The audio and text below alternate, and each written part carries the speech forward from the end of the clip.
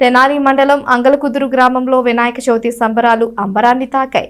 బుధవారం ఉదయం వినాయక చవితి ఉత్సవాలు గణేష్ యూత్ ఆధ్వర్యంలో వైభవంగా నిర్వహించిన గ్రామ ప్రజలు సాయంత్రం వినాయకుని నిమజ్జన కార్యక్రమాన్ని నిర్వహించారు.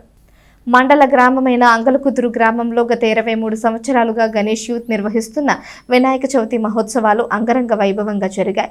బుధవారం వినాయక చవితి మహోత్సవాలని ఘనంగా నిర్వహించిన గణేష్ యూత్ సాయంత్రం విఘ్నేశ్వరుని ఊరేగింపుతో తీసుకువెళ్లి నిమజ్జన కార్యక్రమాన్ని నిర్వహించారు.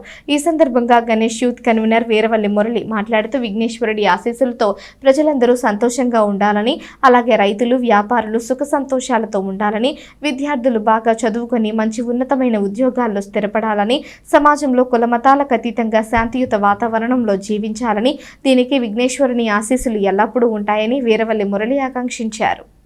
వినాయక చవితి అంటే అంగలకూతులో ఒక గొప్ప సంబరం.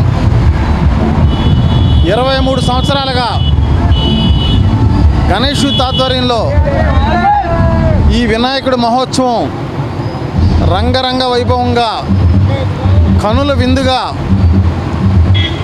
ఏ విధంగా జరుగుతుందనేది తెనాలి ప్రాంత వాసులందరికీ కూడా తెలిసిందే. ఎందుకంటే ఏది మనం శుభకార్యం తలపెట్టినా ఆ విఘ్నేశ్వరుడి యొక్క ఆశీస్సులతోనే మనం ఒక కార్యక్రమం తలపెడతాం. ఎందుకంటే ఆ విఘ్నేశ్వరుడి యొక్క ఆశీస్సులు ఉంటే మనం ఏది తలపెట్టినా కానీ పని అది దిగ్విజయంగా జరుగుతుందనేది మన నమ్మకం.